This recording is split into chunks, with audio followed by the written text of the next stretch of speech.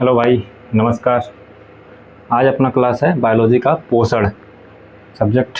Biology chapter है पोषण। पोषण से कुछ क्वेश्चन लेके आए हैं। इम्पॉर्टेंट फैक्ट है, क्वेश्चन नहीं है, फैक्ट लेके चलते हैं आज।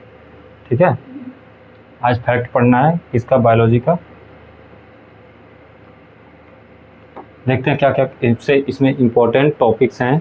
कुछ इम्पोर्टेंट टॉपिक्स हैं जिनको आज रिवीजन के तौर पे हम लोग पढ़ेंगे और उसको अच्छे से समझेंगे, जो ग्रुप डी लेवल और हाई स्कूल इंटर के बेस पर है। हाई स्कूल इंटर के बेस पर लिया गया है। पहला चैप्टर क्या होगा देखते हैं। यह है पोषण। हेडिंग क्या है?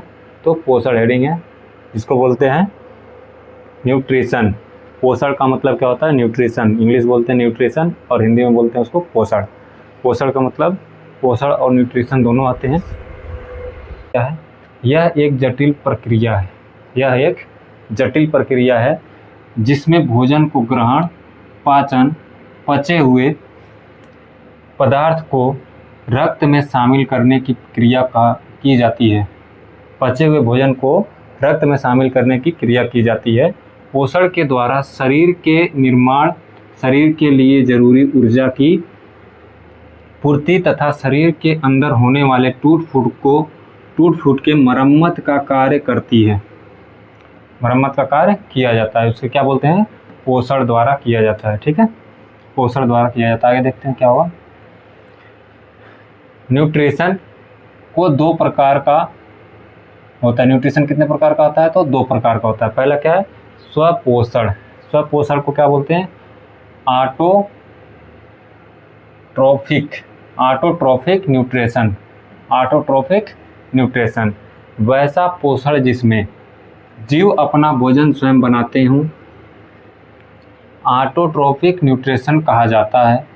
जैसे हरे पेड़ पौधे, इसे होलोफाइटिक न्यूट्रिशन भी कहा जाता है, क्योंकि इसमें सरल यौगिक को जटिल यौगिक में परिवर्तित किया जाता है। क्योंकि इसमें क्या होता है? सरल यौगिक को किसमें बदला जाता है? तो जटिल यौगिक में बदला जाता है। इसलिए इसको क्या बोलते हैं? स्वपोषी बोलते हैं। इसमें कौन आता है? तो हरे पेड़ पौधे आते हैं, यानी कि इसमें आता है कौन? हरे पेड़ पौधे। ठीक, आगे देखें तो ये हो जाएगा क्या? हरे पेड़ पौधे आने की वजह से इसको क्या बोलते हैं? तो स्वपोषी। परपोषी क्या होता है? परपोषी दूसरा हेडिंग है। परपोषी हेट्रोट्रोफिक न्यूट्रिशन। हेट्रोट्रोफिक न्यूट्रिशन वैसा पोषण जिसमें जीव भोजन के लिए अन्य जीवों पर निर्भर होते हैं। वैसा पोषण जिसमें जीव भोजन के लिए अन्य जीवों पर निर्भर करते हैं, उन्हें क्या कहते हैं? तो परपोषण कहते हैं। उनको कहते हैं परपोषण। इस प्रकार के जीव में अपना भोजन बनाने की क्षमता नहीं होती है। इस प्रकार के जीव में अपना भोजन बनाने की क्षमता नहीं होती। भोजन बनाने का मतलब पकाना नहीं होता। इसमें क्या आते हैं? जैसे सभी जीव जंतु, मानव, सभी लोग क्या होते हैं? सभी सजीव जो होते हैं, मानव, जीव जंतु, वो सब किसमें आते हैं? पर पोषण पे। ये दूसरे पौधों पर, दूसरे बीजों पर, दूसरे अन्य जानवरों पर डिपेंड करते हैं। ठीक, पोषण अन्य वस्तुओं से पोषण को प्राप्त करते हैं। पर पोषण निम्नलिखित प्रकार के होते हैं। पहला है प्राणी सदृश। पहला क्या है? प्राणी सदृश। इसके बारे में पढ़ते हैं। इस प्रकार के पोषण में जटिल यौगिक, जिसको बोलते हैं कॉम्प्लेक्स कंपाउंड्स, को एंजाइम की सहायता से सरल यौगिक में परिवर्तित किया जाता है। जैसे मनुष्य, हाथी, घोड़ा, पक्षी इत्यादि। इसको किस में रखा गया है? प्राणी सदृश्य। ऐसे प्राणी जो दिखने वाले हों। सदृश्य का मतलब दिखने वाले। इनमें क्या क्या लिखा गया है? तो जटिल यौगिक को, यानी कंपाउंड कॉम्प्लेक्स को एंजाइम की सहायता से सरल यौगिक में तोड़ा जाता है या बदला जाता है, परिवर्तित किया जाता है। जटिल यौगिक को सरल यौगिक में बदलता कौन कौन है? तो मनुष्य हो गया, हाथी हो गया, घोड़ा हो गया, पक्षी हो गया। ये सब के द्वारा क्या होता है? जटिल यौगिक को सरल यौगिक में तोड़ा जाता है। आगे, मृतोपजीवी परपोषण, स्पायरोफिटिक न्यूट्रिशन। ठीक, वैसा पोषण जिसमें जीव अपना भोजन अन्य जीवों को मरे हुए, वैसा पोषण जिसमें जीव अपने भोजन अन्य जीवों के मरे हुए शरीर को सड़ाकर प्राप्त करता है। अन्य जीवों के मरे हुए शरीर को सड़ाकर प्राप्त करता है, उनको क्या कहते हैं? मृतोपजीवी परपोषण कहा जाता है। इसके अंतर्गत बैक्टीरिया और फंगस को शामिल किया गया है। बैक्टीरिया और फंगस को शामिल किया गया किसमें? मृतोपजीवी परपोषण में। मृतोपजीवी परपोषण कौन से कहते हैं? तो बैक्टीरिया और फंगस। ये क्या करते हैं? जिस पर बैक्टीरिया लगते हैं उसको क्या करते हैं? सड़ा देते हैं। जिस पे फंगस लगते हैं उसको क्या करते हैं? सड़ा देते हैं। आगे देखें, परजीवी परपोषण। परजीवी परपोषण, पैरासिटिक न्यूट्रिशन। पैरासिटिक न्यूट्रिशन वैसा पोषण जिसमें कोई जीव अन्य जीवों के शरीर पर आश्रित रहता है। कोई जीव अन्य जीवों पर आश्रित रहता है तथा उससे भोजन एवं आवास प्राप्त करता है। भोजन एवं आवास प्राप्त करता है, उसे क्या कहते हैं? परजीवी कहा जाता है। जैसे लीच मतलब जोंक होते हैं। जोंक जो होते हैं जानवरों के शरीर के ऊपर लग जाते हैं और उनसे अपना भोजन प्राप्त करते हैं। लिक मतलब हो जाता है जू, जिसको सर में पड़ते हैं जू, उनको कहा जाता है। और है तीता कृमि, और यहाँ पे हो जाएगा अमरबेल। ये सब क्या होते हैं? ये हो जाएंगे क्या? वैसा पोषण जो किसी अन्य पर रहेगा और उससे अपना भोजन भी प्राप्त करेगा। भोजन और आवास दोनों प्राप्त करते हैं, उनको क्या कहते हैं? परजीवी परपोषण कहा जाता है। आगे, स्तनधारियों में पोषण। स्तनधारियों में पोषण 3 प्रकार का होता है। पहला, शाकाहारी। वैसा जीव जो अपना भोजन प्राप्त करते हैं शाकाहारी कहलाते हैं। जैसे खरगोश, बकरी, गाय इत्यादि। खरगोश, बकरी, गाय इत्यादि। और देखें आगे इसके, ये हो जाएगा मांसाहारी। वैसा जीव जो अन्य जीवों का भोजन के रूप में ग्रहण करता है। अन्य जीवों को भोजन के रूप में, अन्य जीवों को किसके रूप में? भोजन के रूप में ग्रहण करता है, उसको क्या कहते हैं? मांसाहारी। जैसे बाघ, चीता, शेर, सांप, मेंढक इत्यादि। ये सब क्या करते हैं? तो मांस खाते हैं, किसी अन्य जीव को खाने का कार्य करते हैं, उन्हें मांसाहारी। सर्वाहारी क्या होता है?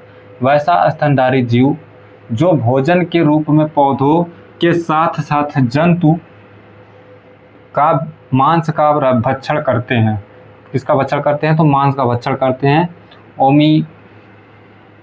ओमियोर कहलाते हैं। ओमियोर का मतलब क्या है? सर्वाहारी है, ओमियोर कहलाते हैं। जैसे मनुष्य साग सब्जी भी खाता है, मांस भी खाता है। जंगली सूअर, चिंपैंजी, भालू, ये सब क्या है? मांसाहारी, शाकाहारी सभी हैं। चिंपैंजी और भालू भी याद रखेंगे। जंगली सूअर तो जानते हैं, मनुष्य जानते हैं। मनुष्य एवं तिलचट्टा किस वर्ग का उदाहरण है? तो सर्वाहारी। तिलचट्टा भी शामिल है। तिलचट्टा भी क्या करता है? मांस और जो साग सब्जी होते हैं उन्हें भी खाता है। ये हो जाएगा भोजन के अवयव का कंपाउंडेंट of food. Compounds of food. Component of food, भोजन के अवयव। मनुष्यों में शारीरिक आवश्यकताओं की पूर्ति के लिए भोजन की आवश्यकता होती है। इसमें कुल मिलाकर 40 तत्व होते हैं। मनुष्य में जो भोजन करता है उससे कितने तत्व मिलते हैं? तो 40 तत्व पाए जाते हैं। भोजन में 40 तत्व पाए जाते हैं। इन सभी तत्वों में कार्बोहाइड्रेट, प्रोटीन, वसा प्रमुख भाग होते हैं। इसमें क्या होता है? कार्बोहाइड्रेट, प्रोटीन और वसा का महत्वपूर्ण भाग होता है। इसके अलावा खनिज, लवण, जल और विटामिन भी शामिल होते हैं। खनिज, लवण, जल और विटामिन भी शामिल होते हैं। तत्वों के आकार के आधार पर इन्हें 2 भागों में बांटा गया। कितने भागों में बांटा गया है? तो 2 भागों में बांटा गया। आगे देखें, बृहद अणु,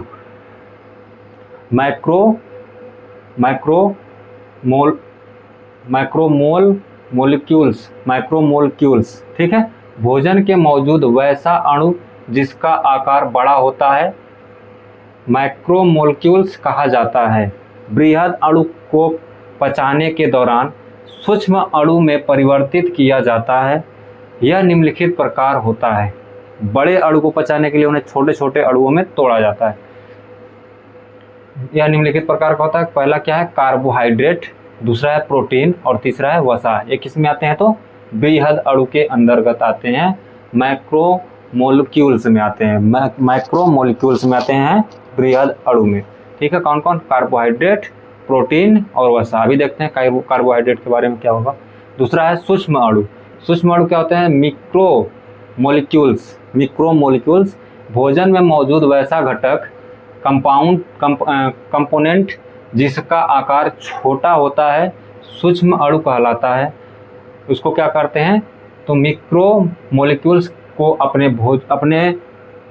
मिक्रो मोलिक्यूल्स को पचाने की आवश्यकता नहीं होती है, यानी कि सूक्ष्म अणु को पचाने की आवश्यकता नहीं है। इसके अंतर्गत निम्नलिखित घटक को शामिल किया जाता है, जैसे विटामिन्स, खनिज लवण और जल। विटामिन, खनिज लवण और जल। ठीक है भाई। बृहद अणु, यह भोजन का सबसे बड़ा भाग होता है। जैसे कार्बोहाइड्रेट के बारे में पढ़ना है। फर्स्ट नंबर क्या है, कार्बोहाइड्रेट। कार्बोहाइड्रेट में क्या होता है, यह भोजन का सबसे बड़ा भाग होता है। कार्बोहाइड्रेट में क्या क्या पाया जाता है, कार्बोहाइड्रेट में पाया जाता है कार्बन, हाइड्रोजन और ऑक्सीजन। कार्बोहाइड्रेट में क्या क्या, कार्बन, हाइड्रोजन और ऑक्सीजन। किस रेशियो में, तो 1:2:3। एक संबंध 2 संबंध 1, 3 नहीं है, 1 संबंध 2 संबंध 1, यानी कि कार्बन का 1 रेशियो, हाइड्रोजन का 2 रेशियो और ऑक्सीजन का 1 रेशियो उपलब्ध होता है।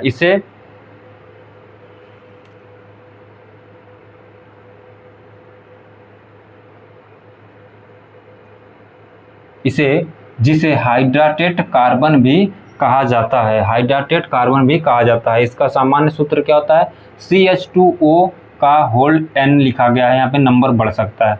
CH2O का क्या हो जाएगा, होल नंबर पे, यानी इसका नंबर बढ़ा सकते हैं, ज़रूरत के हिसाब से बदल के रख सकते हैं। संरचना के आधार पर कार्बोहाइड्रेट 2 प्रकार का होता है। संरचना के आधार पर कार्बोहाइड्रेट कितने प्रकार के होते हैं, 2 प्रकार के होते हैं। पहला क्या है, सिंपल कार्बोहाइड्रेट। कौन सा, सिंपल यानी कि सरल। क्या होता है, सरल कार्बोहाइड्रेट। सरल कार्बोहाइड्रेट में कैसा होता है, वैसा कार्बोहाइड्रेट जिसमें शर्करा, यानी कि शर्करा को क्या बोलते हैं, सैकराइड के एक ही अणु पाए जाते हैं। कितने अणु पाए जाते हैं, शर्करा के एक ही अणु पाए जाते हैं, उन्हें सिंपल कार्बोहाइड्रेट कहा जाता है। एक ही अणु के कारण इन्हें मोनोसैकराइड भी कहा जाता है। एक ही अणु के कारण इन्हें क्या कहते हैं, मोनोसैकराइड भी कहा जाता है। ठीक है भाई। मोनोसैकराइड का मतलब क्या हो जाएगा, तो इसमें सिंपल कार्बोहाइड्रेट जिसको सैकराइड कहते हैं वो होता है सिंपल कार्बोहाइड्रेट। सिंपल कार्बोहाइड्रेट का मतलब सरल कार्बोहाइड्रेट। ठीक है, अगला देखते हैं। सिंपल कार्बोहाइड्रेट के बारे में हो गया, सेकेंड पेज। मोनोसैकराइड क्या होता है, मोनोसैकराइड के बारे में भी पढ़े हैं, जिसमें एक अणु पाए जाते हैं, उसके बारे में जिसके अणु की संख्या कितनी होती है, 1, तो उसको कहते हैं मोनोसैकराइड। यहाँ उसके बारे में है, इसे पचाने की आवश्यकता नहीं होती है। मोनोसैकराइड को पचाने की आवश्यकता नहीं होती है, यह जल में घुलनशील होते हैं, इसे ग्रहण करने पर शरीर को शीघ्र ही ऊर्जा प्राप्त होती है। मोनोसैकराइड को ग्रहण करते ही ऊर्जा की प्राप्ति हो जाती है, उसमें कुछ और लेने की ज़रूरत नहीं होती। जैसे glucose, fructose, galactose. Glucose, fructose और ग्लैक्टोज ये क्या होते हैं, मोनोसैकराइड। मोनोसैकराइड क्या क्या होता है भाई, ग्लूकोज, फ्रैक्टोज और ग्लैक्टोज। ग्लूकोज, फ्रैक्टोज और ग्लैक्टोज क्या होते हैं, मोनोसैकराइड, जिन्हें में क्या होते हैं, जो घुलनशील होते हैं, इनको पचाने की आवश्यकता नहीं होती है, इनसे शीघ्र ही क्या मिल जाती है, ऊर्जा मिल जाती है, उनको क्या बोलते हैं, मोनोसैकराइड बोलते हैं। ओके, आगे देखें। कॉम्प्लेक्स कार्बोहाइड्रेट, संयुक्त कार्बोहाइड्रेट के बारे में पढ़ना है।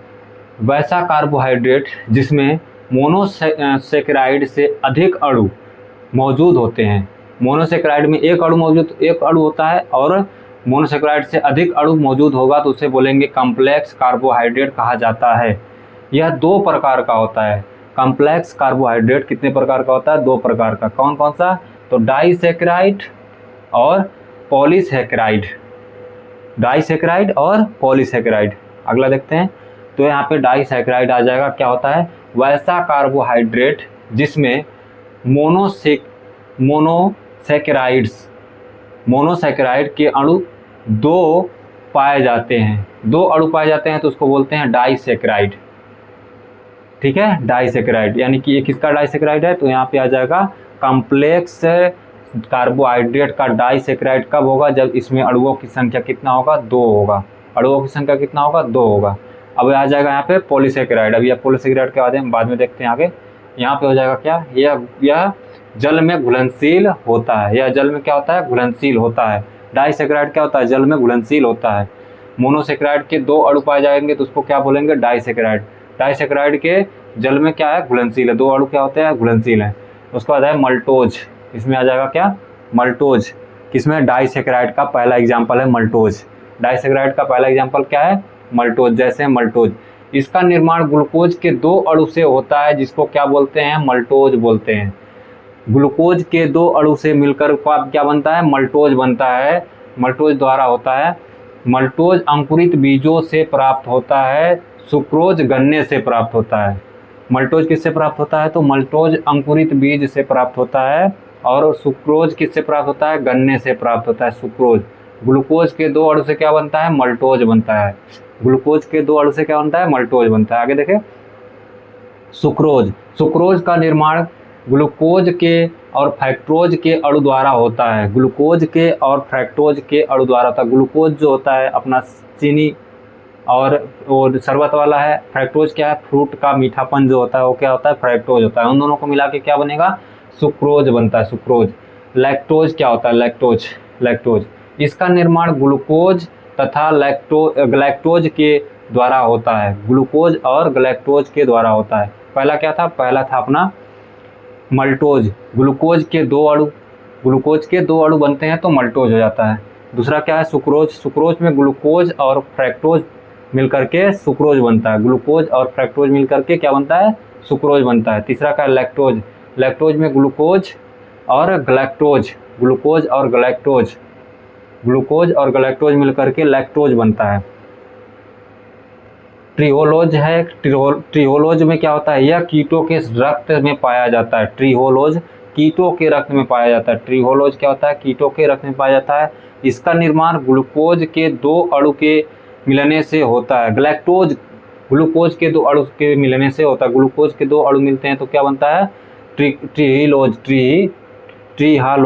ट्रिहालोज बनता है, ट्रिहालोज। ग्लूकोज के 2 अणु बनते हैं तो मल्टोज भी बनता है। ग्लूकोज के 2 अणु मिल करके मल्टोज भी बनता है। ग्लूकोज के 2 अणु के मिलने से बनता है क्या, ट्रिहालोज, दोनों बनता है। ट्रिहालोज भी पढ़ लेंगे और मल्टोज भी पढ़ लेंगे। सुक्रोज किससे बनता है, सुक्रोज बनता है ग्लूकोज और फ्रक्टोज से। लैक्टोज किससे बनता है, ग्लूकोज और ग्लैक्टोज से। इतना याद रखना चाहिए।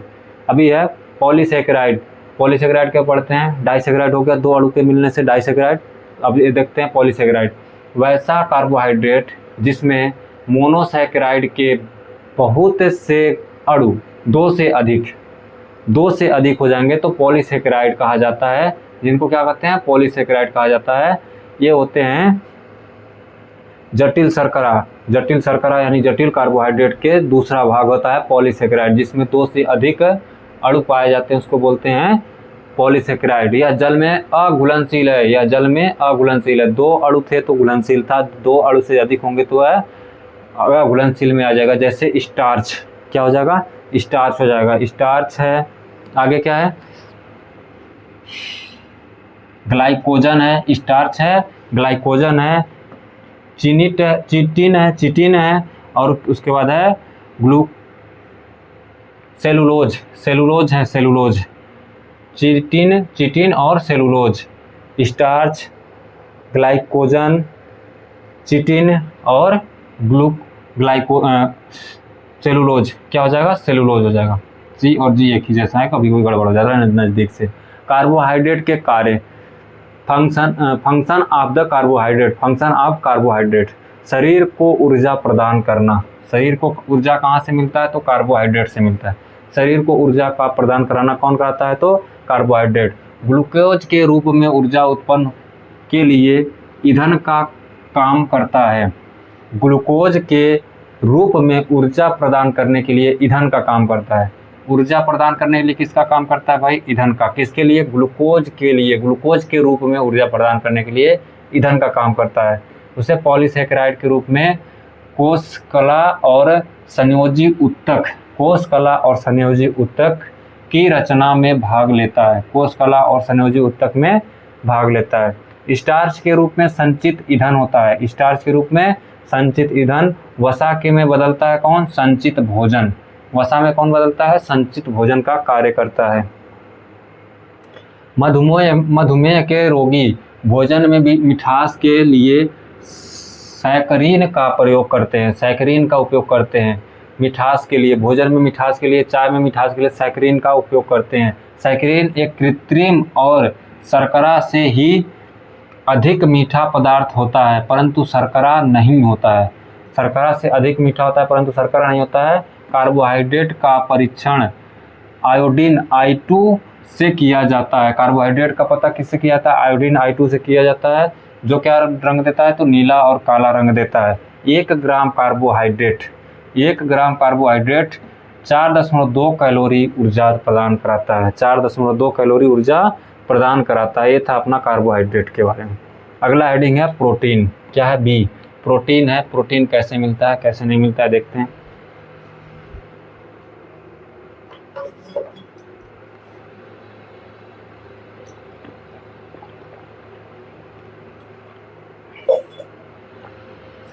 प्रोटीन के बारे में देखते हैं। सर्वप्रथम 1838 में बर्जीलियस ने प्रोटीन शब्द का प्रयोग किया। 1838 में बर्जीलियस ने प्रोटीन शब्द का प्रयोग सर्वप्रथम किया था। 1838 में बर्जीलियस ने सर्वप्रथम प्रोटीन शब्द का प्रयोग किया था। कौन? बर्जीलियस ने 1838 में सर्वप्रथम क्या यूज किया था? प्रोटीन शब्द का प्रयोग कौन किया था? बर्जीलियस किया था। बर्जीलियस। भार में सजीव कोशिका का लगभग भार में, जो अपना भार होता है, भार में 14% भाग तथा मृत व सूखी कोशिका का लगभग 50% भाग प्रोटीन का होता है। जीवित का कितना होता है? 14%। और मृत कोशिका का कितना होता है? तो 50%। बस इतना याद रखेंगे। जीवित कोशिका का में कितना प्रोटीन? 14%। जीवित कोशिका में प्रोटीन कितनी मात्रा में? 14% मात्रा, 14% भाग में। और मृत में कितना? तो 50% भाग में। प्रत्येक जीन में एक विशेष प्रकार की प्रोटीन होती है, की रूपरेखा होती है। जीन जो होते हैं, डीएनए में जीन पाए जाते हैं। डीएनए में जीन जो होते हैं उनमें विशेष प्रकार की एक प्रोटीन की रूपरेखा होती है। इसलिए कोशिकाओं में इतने विभिन्न प्रकार की प्रोटीन के अणु पाए जाते हैं। कोशिकाओं में क्या पाते हैं? विभिन्न प्रकार के प्रोटीन पाए जाते हैं। आगे देखते हैं। पूर्ण विखंडन पर शुद्ध प्रोटीन्स के अणु सरल अमीनो अम्ल के अणुओं में टूटते हैं। किसमें टूटते हैं? सरल अणुओं में टूटने का काम करते हैं। कौन? शुद्ध प्रोटीन्स किसमें टूटते हैं? तो अणु सरल अमीनो अम्ल में टूटते हैं। प्रोटीन के अणु किसमें टूटते हैं? सरल अमीनो अम्ल में टूटते हैं। अतः प्रोटीन्स अमीनो अम्ल के यौगिक होते हैं। अतः क्या होते हैं? प्रोटीन्स जो होते हैं अमीनो अम्ल के यौगिक होते हैं। अमीनो अम्ल के यौगिक कौन?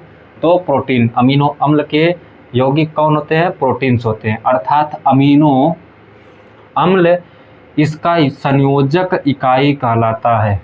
अमीनो अम्ल किसका संयोजक इकाई है? तो प्रोटीन का। अमीनो अम्ल किसका संयोजक इकाई है? प्रोटीन का होता है। अनेक जटिल प्रोटीन्स मेटाबॉलिक प्रतिक्रिया में उत्प्रेरकों अर्थात एंजाइमों का काम करता है। उत्प्रेरक और एंजाइम का काम करता है। प्रोटीन मेटाबॉलिक प्रतिक्रिया में उत्प्रेरकों तथा एंजाइम का काम कौन करता है? तो जटिल प्रोटीन्स जो होते हैं वो करते हैं। आगे देखते हैं प्रोटीन के बारे में। अनाज, अंडों, दूध आदि की पोषण प्रोटीन्स के ऐसे अमीनो अम्ल प्राप्त करता है। प्रोटीन्स स्वभावतः क्षारी होता है। प्रोटीन कैसा होता है? क्षारी होता है और शरीर में अम्ल क्षार को संतुलन बनाए रखने का महत्वपूर्ण सहयोग देता है। प्रोटीन क्या काम करता है? तो क्षारी होता है। सबसे पहले प्रोटीन कैसा होता है? क्षारी होता है। प्रोटीन कैसा होता है? तो प्रोटीन क्षारी होता है। क्या करता है? अम्ल और क्षार को संतुलित बनाने का काम कौन करता है? प्रोटीन करता है। अम्ल और क्षार को अम्ल और क्षार का संतुलन कौन बनाए रखता है? प्रोटीन बनाए रखता है। अम्ल और क्षार का संतुलन कौन बनाता है? प्रोटीन। प्रोटीन एक नाइट्रोजन का यौगिक होता है। प्रोटीन क्या बनता है, कैसे बनता है? नाइट्रोजन से बनता है। प्रोटीन क्या होता है? अमीनो अम्ल का यौगिक होता है। पीछे लिख पढ़े हैं, क्या पढ़े हैं? यहाँ पे देख ले, संयोजक इकाई। अमीनो अम्ल का संयोजक इकाई कौन होता है? प्रोटीन। प्रोटीन क्या होता है? प्रोटीन अमीनो अम्ल का यौगिक होता है। अमीनो अम्ल का यौगिक होता है, अर्थात अमीनो अम्ल इसकी योजक इकाई है। अमीनो अम्ल प्रोटीन का क्या बनेगा? अमीनो अम्ल बनेगा। यहाँ पे देखते हैं क्या है, प्रोटीन एक नाइट्रोजन का यौगिक होता है। नाइट्रोजन का यौगिक होता है प्रोटीन, यानी कि नाइट्रोजन को मिला मिला के क्या बनाते हैं? प्रोटीन बनाते हैं। नाइट्रोजन को जब इकट्ठा करेंगे तो क्या बनाएंगे? प्रोटीन बनाएंगे। भोजन में मौजूद प्रोटीन पचने के उपरांत अमीनो एसिड में परिवर्तित हो जाता है। प्रोटीन जब पचता है, प्रोटीन टूटने के बाद क्या बन जाता है? अमीनो एसिड बन जाता है। नाइट्रोजन से प्रोटीन बनता है, समझिए बात को। नाइट्रोजन का यौगिक, नाइट्रोजन से बनाएंगे प्रोटीन, और प्रोटीन को जब तोड़ेंगे तो बनेगा अमीनो एसिड। ठीक है, नाइट्रोजन को मिलाएंगे तो बनेगा प्रोटीन, और प्रोटीन को तोड़ेंगे तो बनेगा अमीनो एसिड में परिवर्तित हो जाता है। शरीर के लिए आवश्यक प्रोटीन का निर्माण अमीनो एसिड के द्वारा होता है। प्रोटीन का निर्माण कैसे होता है शरीर में? शरीर में प्रोटीन किसके द्वारा होता है? तो अमीनो एसिड के निर्माण से होता है। शरीर के लिए आवश्यक प्रोटीन का निर्माण अमीनो एसिड के द्वारा होता है। अमीनो एसिड के द्वारा होता है। आगे देखें, शरीर के लिए आवश्यक प्रोटीन का निर्माण अमीनो एसिड द्वारा होता है। शरीर के लिए आवश्यक सभी प्रोटीन का निर्माण कुल मिलाकर के 20 अमीनो एसिड के द्वारा होता है। कितने अमीनो एसिड मिलकर के करते हैं? तो जो शरीर में प्रोटीन का निर्माण होता है, 20 अमीनो एसिड मिलकर के उस शरीर के लिए प्रोटीन का निर्माण करते हैं। 20 कितने? 20 अमीनो एसिड। कितने? 20 अमीनो एसिड। प्रोटीन के कार्य, प्रोटीन के क्या क्या कार्य होते हैं? यह शरीर का निर्माण करता है, यानी शरीर के विकास में काम करता है, इसलिए इसको बिल्डिंग ब्लॉक कहा जाता है। इसलिए इसको क्या कहते हैं? Building block. बिल्डिंग बनते हैं बॉडी बिल्डर। बिल्डिंग ब्लॉक का क्या होता है? प्रोटीन। ऊर्जा की आपूर्ति करना, जो ऊर्जा चाहिए काम करते हुए थक गए तो ऊर्जा की आपूर्ति कौन करेगा? प्रोटीन करेगा। प्रोटीन की कमी से क्या होता है? क्वासियोरकर तथा मरासमस। क्या क्या होता है? क्वार्कियोरकस, यानी कि प्रोटीन की कमी से क्वार्कियोरकस और मरासमस नामक रोग होता है। मरासमस नामक रोग होता है। क्वार्कियोरकस और मरासमस नामक रोग किसके कमी से होता है? क्वार्कियोरकस और मरासमस नामक रोग किसके कारण होता है? तो प्रोटीन के कारण होता है। प्रोटीन के कारण। आगे देखें, आगे हो गया समाप्त। आज के लिए बस इतना ही। सेवा समाप्त भाई साहब, मिलेंगे कल। ठीक है, अगले वीडियो में मिलते हैं।